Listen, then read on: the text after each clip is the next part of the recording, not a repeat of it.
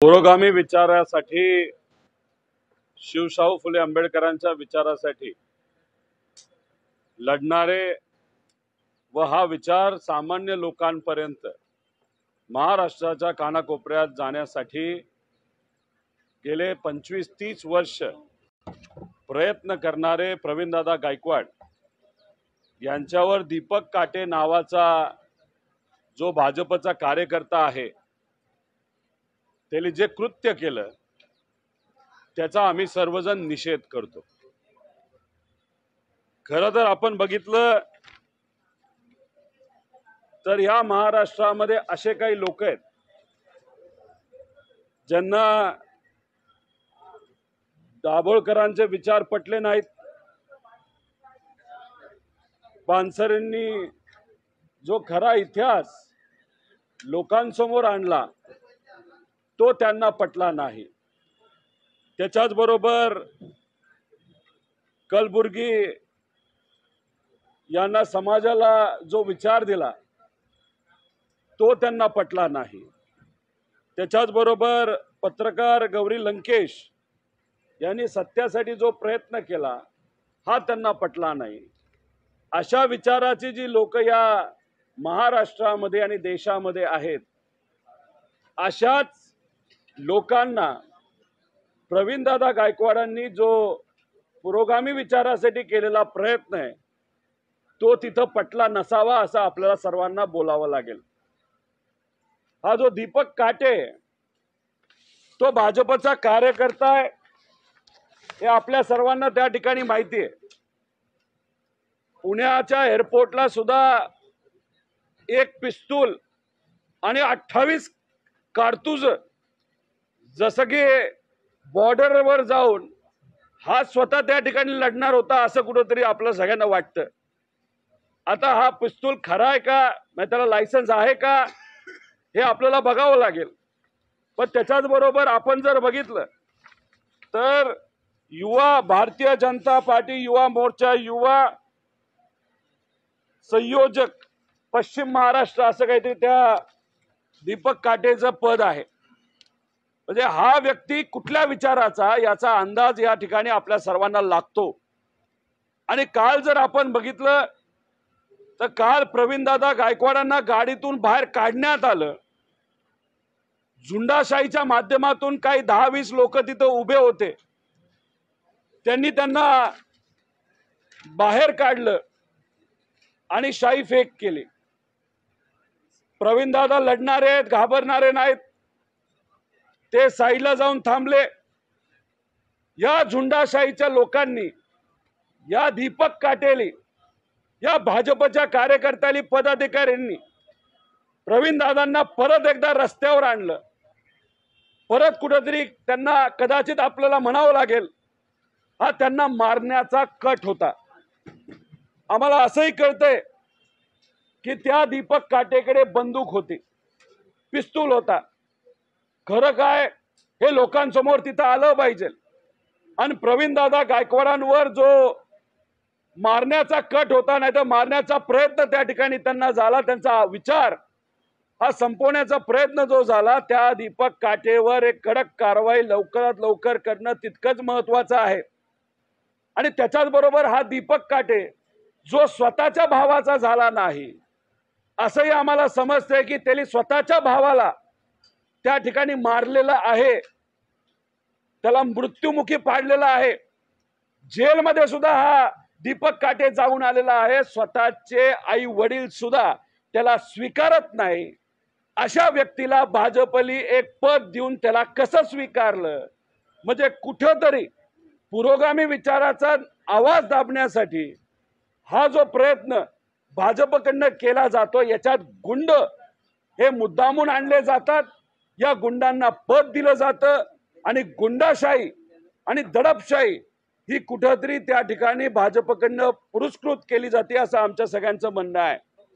काही दिवसांपूर्वी आपण बघितलं जनसुरक्षा कायदा हा कडव्या डाव्यांचा विरोध करण्यासाठी या ठिकाणी आणला। आम्ही म्हणलो तुम्ही ज्या पद्धतीने त्याचं डेफिनेशन केलेलं आहे याच्यामध्ये बदल हे करावे लागतील, पण ते बदल त्या ठिकाणी त्यांनी ऐकले नाही। मग कडव्या डाव्यांबद्दल आपण चर्चा केली, मग कडव्या उजव्यांबद्दल आपण चर्चा करणार आहे का? अशा पद्धतीने जर कुणी कुठं वागत असेल त्याचा निषेध आम्ही सर्वजण करतो व त्याच्याच बरोबर अशा लोकांवर कारवाई ही लवकरात लवकर त्या ठिकाणी झालीच पाहिजे असं आमच्या सगळ्यांचं मत आहे. आम्ही सर्वजण प्रवीणदादा गायकवाडांबरोबर आहोत. अनेक वर्ष त्यांनी शिवशाहू फुले आंबेडकरांचा विचार लोकांपर्यंत नेला. 5,000 पेक्षा जास्त युवांना त्यांनी नोकऱ्या दिल्या. असं म्हणावं लागेल, जे सरकारला जमत नाही एवढी सत्ता असताना सुद्धा एक सामाजिक कार्यकर्ता ते करून दाखवतो. भारतात नोकऱ्या दिल्या, भारताच्या बाहेर नोकऱ्या दिल्या. पण हा जो कट रचला गेला होता प्रवीणदादा गायकवाडांना मारण्याचा, याच्यात खोलात जाऊन SIT स्थापन करा, नाही जी कारवाई तुम्ही करायची करा. पण या विषयाच्या मागे कोण होतं हे समस्त महाराष्ट्राला सांगण्याची खऱ्या अर्थाने वेळ ही आलेली आहे असं आम्ही सर्वजण त्या ठिकाणी बोलतो. आणि महाराष्ट्रामध्ये असणारे सर्व पुरोगामी विचाराचे कार्यकर्ते, पदाधिकारी यांना एक या महाराष्ट्राचा नागरिक म्हणून मी विनंती करतो. प्रवीणदादा गायकवाड असतील आणि असे अनेक हजारो सामाजिक कार्यकर्ते आहेत जे पुरोगामी विचार घेऊन पुढे चाललेले आहेत. अशा लोकांच्या पाठीमागे आपल्या सर्वांना भक्कमपणे उभा राहावं लागेल. विचार टिकला पाहिजे. विचार कुणीही मारू शकत नाही, पण व्यक्ती पण तितकाच महत्वाचा आहे. त्यामुळे कृपा करून मी आपल्या सर्वांना विनंती करतो, अशा सामाजिक कार्यकर्त्यांच्या पाठीमागे आपल्या सगळ्यांनाच भक्कमपणे उभं राहावं लागेल. धन्यवाद.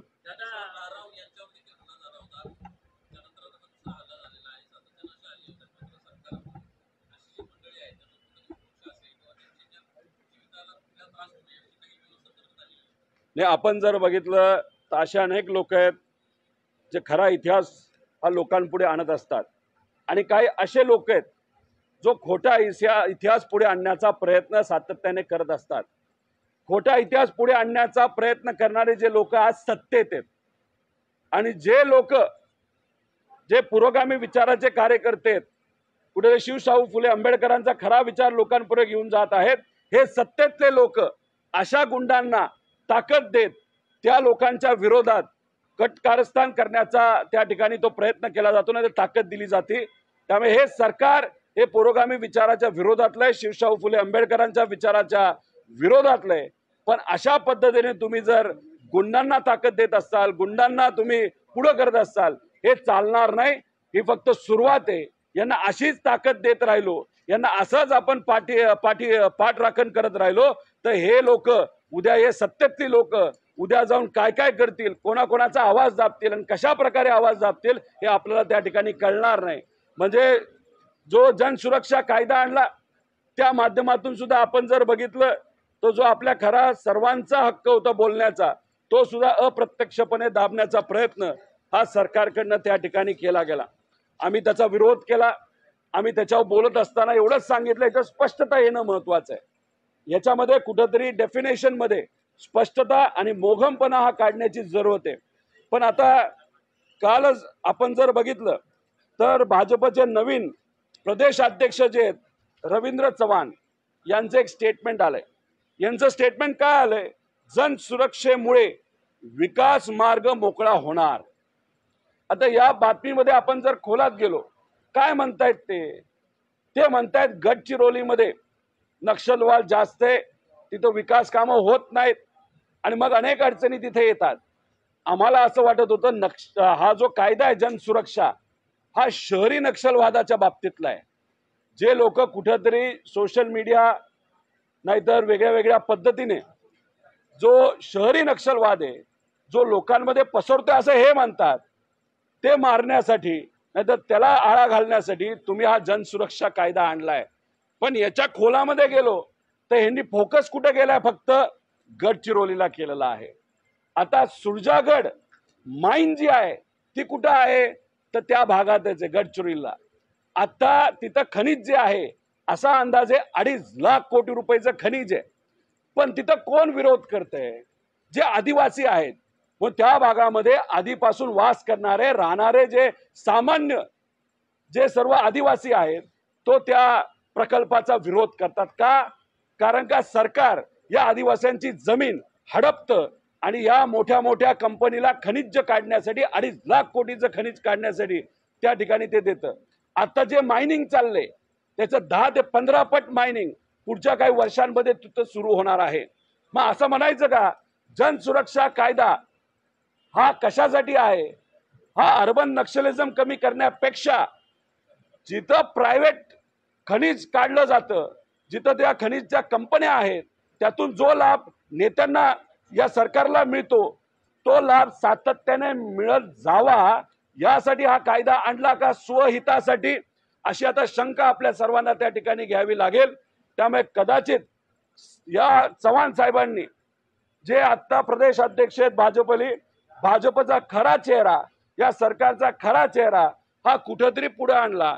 म्हणजे गडचिरोलीमध्ये असणारे खनिज 2.5 लाख कोटीचं हे महत्वाचं असल्यामुळे तिथं कुठलीही अडचण येऊ नये यासाठी हा कायदा आणला, अशी कुठेतरी आता चर्चा सुरू झालेली आहे।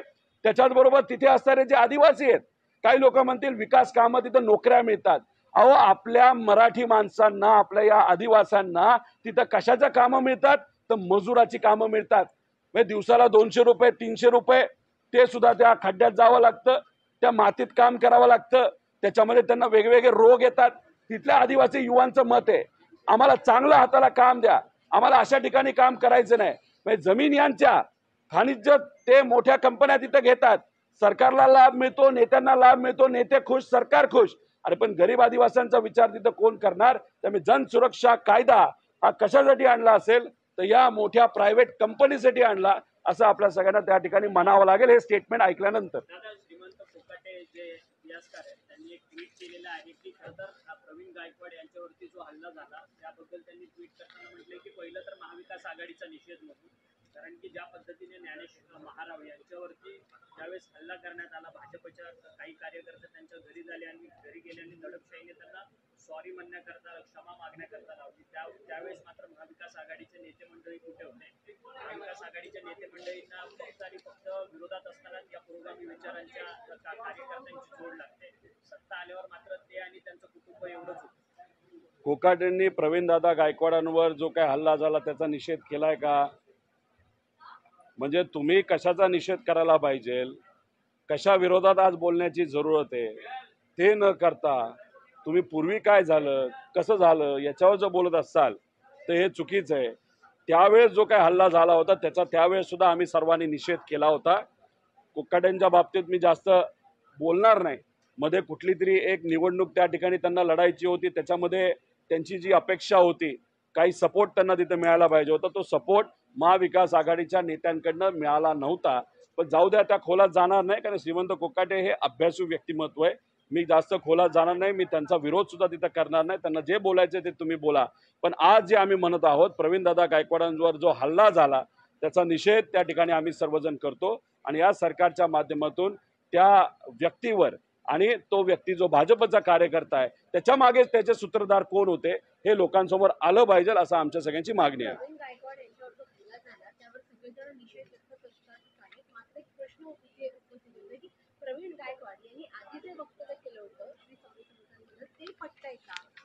श्री स्वामी समर्थांबद्दल त्यांनी केलेलं वक्तव्य याचा कुठलाही व्हिडिओ जर असेल तो तुम्ही आणून दाखवा। जी चर्चा त्यांनी कुठेच केली नाही, त्याचा व्हिडिओ नाही, त्याचा पुरावा नाही, या बाबतीत तुम्ही जर प्रश्न करत असाल आणि भाजपचे लोक जे बोलत असतील त्याच्यावर आपण किती वेळ चर्चा करत राहणार? पुरावे असतील तर पुरावे पुढे आणा, मग त्याच्यावर आपण सर्वजण चर्चा करू।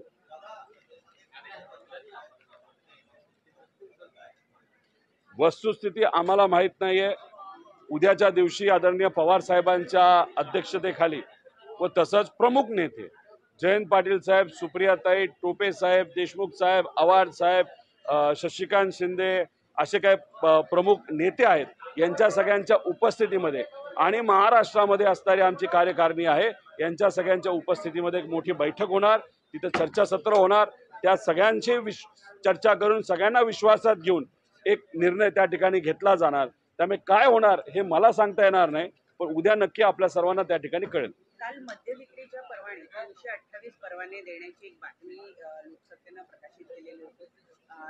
अजित पवार ज्या समितीचे अध्यक्ष आहेत ती समिती 328 नवीन मद्य विक्रीचे परवाने देणार आहे। त्यांच्या मुलाच्या वाईनच्या फॅक्टरी असताना हा एक प्रकारचा हाऊस ऑफ प्रॉफिट होईल असा आरोप हा अंजली दमानी यांनी केला। आता त्याचा अभ्यास करावा लागेल, हे परवाने कोणाला दिले जात आहेत, कशासाठी दिले जात आहे आणि आज रेव्हेन्यू वाढवण्यासाठी दारूच हा आपल्या सर्वांसमोर पर्याय आहे का, दुसरे काही पर्याय आहेत का, याचाही अभ्यास तिथं करण्याची जरूरत आहे. जेव्हा परवाने दिले जातात, एक तर हा सगळा विषय अधिवेशनामध्ये आमच्या समोर तिथे येणार आहे आणि समजा हा कॅबिनेटच्या लेवललाच विषय मार्गी लागला तर त्याचा आम्ही विरोध आणि निषेध तिथं करूच. पण अधिवेशनात जेव्हा हा मुद्दा तिथे येणार आहे, काय पद्धतीने तुम्ही रूल्स केलेले आहेत, कशा पद्धतीने तुम्ही हे लायसन्सेस देणार आहात, पारदर्शक पद्धतीने देणार आहात का काही ठराविक लोकांना जवळ बोलवणार, त्यांचं जे काय घेणं देणं आहे ते तुम्ही तिथं करणार आणि विषय त्याच लेवलला ऑफिस लेवलला मार्गी लागणार का फक्त नेत्यांच्या जवळच्या लोकांना हे परवाने तिथं मिळणार. याचा खऱ्या अर्थाने अभ्यास हा मीडियाला सुद्धा करावा लागणार आहे, हा आम्हाला सुद्धा करावा लागणार आहे. कारण कॉन्ट्रॅक्टरच्या माध्यमातून, कारण आज जर लायसन्स आपण बघितला तर आज लायसन्स 10-12 कोटीपर्यंत जातो. म्हणजे या महाराष्ट्रामध्ये सगळ्यात जास्त लायसन्स जर कोणाकडे असतील तर असं म्हणलं जातं छत्रपती संभाजीनगरचे जे खासदार आहेत बुमरे, त्यांच्याकडे 10-12 लायसन्सेस वेगळ्या वेगळ्या लावली असं आम्हाला तिथे कळालंय. पण एका लायसन्सची किंमत 12 कोटीच्या आसपास आहे आज. आता हे लायसन्स जेव्हा दिले जातील ते समजा जर 350 लोकांना दिले जाणार असतील आणि त्याची किंमत तेवढीच जर ठेवणार असेल आज जी मार्केट व्हॅल्यू आहे, तर आपल्याला असं म्हणावं लागेल 3,500 कोटींचे लायसन्स आहेत. पण 3,500 कोटीचे लायसन्स जर 1 कोटीमध्ये 50 लाखामध्ये दिले जातात आहेत, तर मग त्याचा अर्थ 90% पैसा हा जो सरकारकडे यायला पाहिजे होता तो सरकारकडे न येता प्रायव्हेट लोकांकडे चाललाय. म्हणजे याच्यामध्ये कुठेतरी चुकीच्या काही गोष्टी होणार आहेत.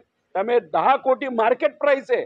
आता तुम्ही किती रुपयाला हा लायसन्स विकता हा आपल्याला बघावं लागेल आणि त्यात कोणाला देता आणि ज्याला कोणाला मिळेल त्याला किती रुपयाचा फायदा झाला, तर 9 कोटी पर लायसन्सच्या मागे फायदा झाला असं आपला त्या ठिकाणी म्हणावं लागेल. मग एका व्यक्तीला 10 लायसन्स दिले 90 कोटीचा फायदा, एकाला 5 लायसन्स दिले 45 कोटीचा फायदा, एकाला 20 लायसन्स दिले तर 180 कोटीचा फायदा त्या व्यक्तीला त्या कंपनीला झाला. त्यामुळे उद्या जाऊन कोणाला हे लायसन्स दिलं जातं याच्या गुणून त्या व्यक्तीला किती फायदा झाला आणि सरकारचं किती नुकसान झालं हे आपण सर्वजण बघू शकता. दादा, घोडबंदरला ठाण्याचा जो मार्ग आहे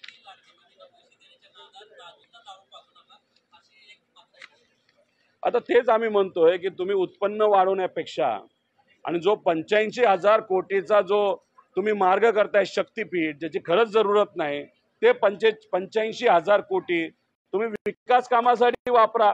कशाला तुम्हाला दारूचे लायसन्स देऊन अतिरिक्त दारू लोकांपर्यंत जावी यासाठी प्रयत्न करा. मग एका बाजूला लाडक्या बहिणी आहेत, पण लाडक्या बहिणींचं हे सुद्धा मत आहे की दारू पाजू नका, दारू कशी तरी कमी झाली पाहिजे, दारू बंदी झाली पाहिजे. दुसऱ्या बाजूला लाडक्या 15 रुपये महिन्याला देतात, दुसऱ्या बाजूला लायसन्सेस वाटतात दारूचे.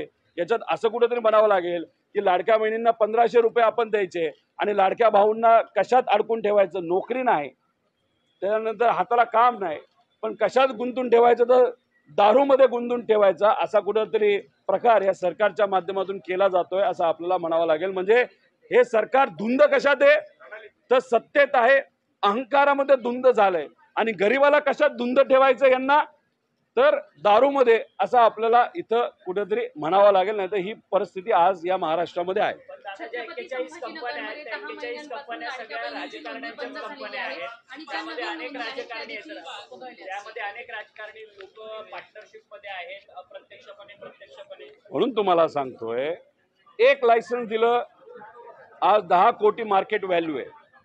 काही लोक कॅशमध्ये पैसे देतात असं आम्हाला कळलेलं आहे.